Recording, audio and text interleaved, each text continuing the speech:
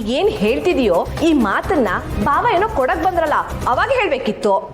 ಆದ್ರೆ ಸೌಂದರ್ಯ ಮೇಡಮ್ ಏನೇ ಕೊಟ್ರು ತಗೋಬೇಡ ಅಂತ ನೀವೇ ಅಲ್ವಾ ಹೇಳಿದ್ ಮೇಡಮ್.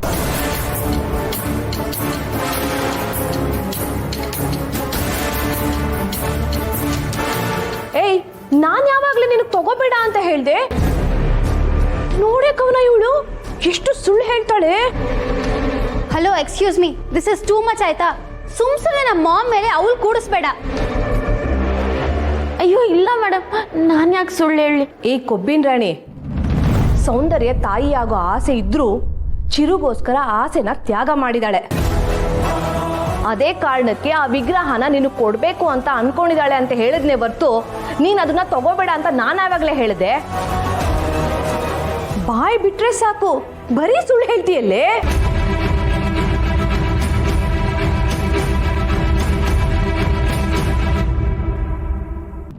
ನಾನು ಯಾಕೆ ಅಳ್ತಾ ಇದ್ದೀನಿ ಅಂತ ನಿನಗೆ ಗೊತ್ತಾ ಚಿರು? ಎಲ್ಲರ ಮುಂದೆ ನಿಮ್ಗೆ ಅವಮಾನ ಆಗೋ ಥರ ನಡ್ಕೊಂಡ್ರು ಅಂತ ತಾನೆ? ಅಲ್ಲ, ಮತ್ತೆ ನನ್ನ ಕೈಯಾರ ನಾನೇ ನಿನ್ನ ಜೀವನನ ಹಾಳು ಮಾಡಿಬಿಟ್ನಲ್ಲ ಅಂತ ಅಳು ಬರ್ತಾ ಇದೆ ಚಿರು.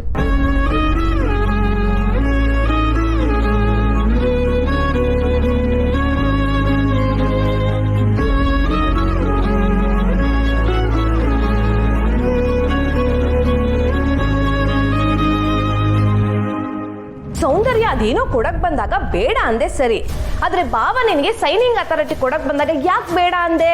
ಅಂದ್ರೆ ಊರವ್ರ ಮುಂದೆ ನಮ್ಮ ಮನೆತನದ ಮರ್ಯಾದೆ ತೆಗಿಬೇಕು ಅಂತ ತಾನೇ ನೀನು ಹಾಗೆ ಮಾಡಿದ್ದು. ನಿಮ್ ಊರಿಂದ ಬಂದಿರಲ್ಲ ಮಹಾನ್ ಬಾವರು, ಅವ್ರು ಕುತ್ಕೊಳ್ಳೋದಕ್ಕೆ ಅಷ್ಟು ದೊಡ್ಡ ಗಲಾಟೆ ಮಾಡ್ಬಿಟ್ಟು ಹೋದ್ರಲ್ಲೇ. ಅದು ಹಾಳಾಗೋಗ್ಲಿ. ನಿಮ್ಮಪ್ಪ ಕಂಡು ಪೂರ್ತಿ ಕುಡ್ಕೊಂಡ್ ಬಂದು ನಮ್ ಕಡೆಯವ್ರಿಗೆಲ್ಲ ಬಾಯಿ ಬಂದಂಗೆ ಬೈದ್ರಲ್ಲ, ಅದ್ ಸರಿನಾ? ಇದ ನಿನ್ ಸಂಸ್ಕೃತಿ? ನನ್ನಿಂದ, ನಮ್ಮ ಅಪ್ಪನಿಂದ, ನಮ್ಮ ಊರವ್ರ ಕಡೆಯಿಂದ ಆಗಿರೋ ತಪ್ಪಿಗೆ ನಾನು ಕ್ಷಮೆ ಕೇಳ್ತೀನಿ. ಮುಂದೆ ಆ ಥರ ಆಗಲ್ಲ. ಇದು ಸರಿ ಕಣೆ, ಮಾಡೋದೆಲ್ಲ ಮಾಡಿ ಇನ್ ಮುಂದೆ ಈ ಥರ ತಪ್ಪಾಗಲ್ಲ ಅಂತ ಅದು ಯಾವ ಬಾಯಲ್ಲಿ ಹೇಳ್ತಿದ್ಯೋ? ಅಂದ್ರೆ ಏನು? ಓ, ಇನ್ನೊಂದ್ಸಲ ನೀನ್ ರಿಸೆಪ್ಷನ್ ಮಾಡ್ಕೋಬೇಕು ಅನ್ನೋ ಆಸೆ ಆಗ್ತಿದೀಯಾ?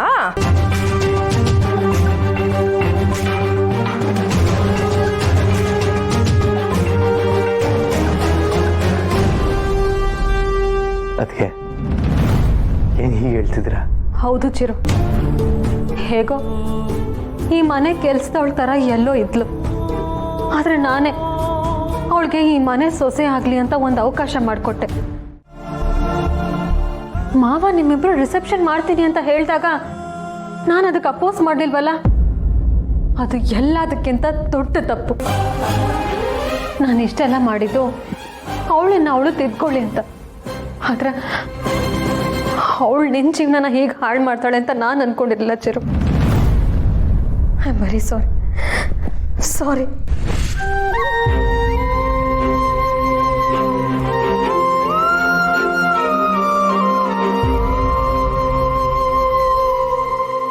ಇಷ್ಟೊತ್ತಿಗೆ ನಿನ್ ಜಾಗದಲ್ಲಿ ನಾನು ಇದ್ದಿದ್ರೆ ಯಾವ್ದೋ ಹಾಳು ಬಾವಿನೋ ಕೆರೆನೋ ನೋಡ್ತಿದ್ದೆ.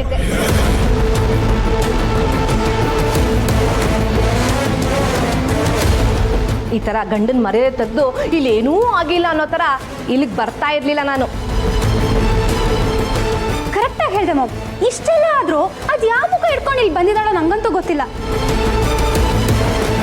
ಇನ್ನು ಏನೇ ಹಾಗೆ ನಿಂತಿದೀಯಾ?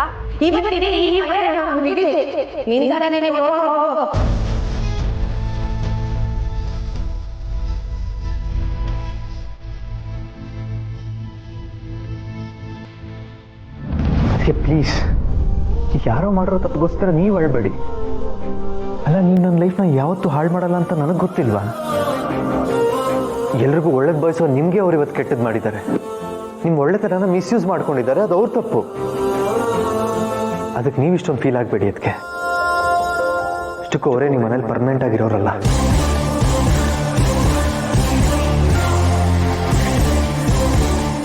ಇವತ್ತಲ್ಲ ನಾಳೆ ಈ ಮನೆ ಬಿಟ್ಟು ಅವ್ರ ಮನೆಗೆ ಹೋಗ್ಲೇಬೇಕಲ್ವ? ಅದಕ್ಕೆ ಇನ್ನು ಮುಂದೆ ಈ ಮನೇಲಿರೋ ಯಾರಿಗೇ ಆಗಲಿ ಅವರಿಂದ ತೊಂದರೆ ಆಗದಿರೋ ಥರ ನಾನು ನೋಡ್ಕೋತೀನಿ. ಯಾರ ಜೊತೆ ಹೇಗಿರಬೇಕು ಅಂತಾನೆ ನನಗೆ ಗೊತ್ತಾಗ್ತಿಲ್ಲ ಚಿರು. ನೀನು ಹೇಳ್ದ ಹಾಗೆ ಎಲ್ಲರೂ ನನ್ನ ಒಳ್ಳೆತನನ ದುರುಪಯೋಗ ಪಡಿಸ್ಕೊತಾ ಇದ್ದಾರೆ. ಇನ್ಮೇಲಿಂದ ನಾನು ಸ್ವಲ್ಪ ಹುಷಾರಾಗಿರ್ತೀನಿ. ನಾನಿನ್ ಮುಂದೆ ಯಾರಿಗೂ ಅಯ್ಯೋ ಪಾಪ ಅಂತ ಅನ್ನಲ್ಲ ಚಿರು. ನೋಡು, ಈಗ ನೀನು ನನ್ನಿಂದ ಬೇಜಾರು ಮಾಡ್ಕೊಳ್ಳೋ ಹಾಗಾಯ್ತು. ಹಾಗೆಲ್ಲ ಏನಿಲ್ಲ ಅದಕ್ಕೆ. ಆಗಿರೋದ್ರ ಬಗ್ಗೆ ಯೋಚನೆ ಮಾಡದೆ ನೀವು ಆರಾಮಾಗಿರಿ. ಮುಂದೇನು ಮಾಡ್ಬೇಕಂತ ನಾನು ಯೋಚನೆ ಮಾಡ್ತೀನಿ.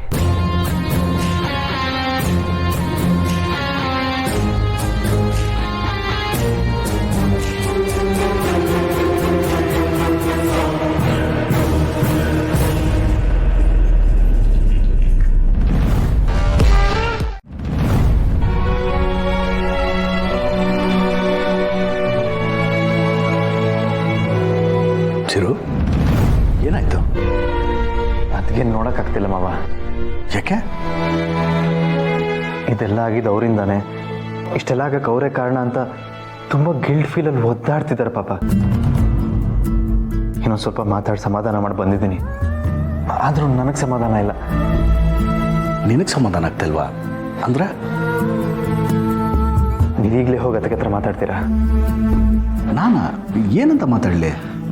ಇಷ್ಟೆಲ್ಲ ಆಗಕ್ಕೆ ದೀಪನೇ ಕಾರಣ ಹೊರತು ಬೇರೆ ಯಾರೂ ಅಲ್ಲ ಅಂತ ನೀವೊಂದು ಮಾತು ಹೇಳಿದ್ರೆ ಅವ್ರ ಮನ್ಸಿಗೆ ಸ್ವಲ್ಪ ಸಮಾಧಾನ ಆಗುತ್ತೆ. ಸರಿ, ನಾನು ಮಾತಾಡ್ತೀನಿ. ಥ್ಯಾಂಕ್ಸ್ ಮಾವ.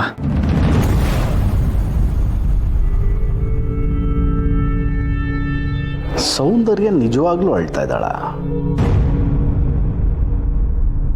ಯಾವುದಕ್ಕೂ ನೇರವಾಗಿ ನೋಡೋದೇ ಒಳ್ಳೇದು.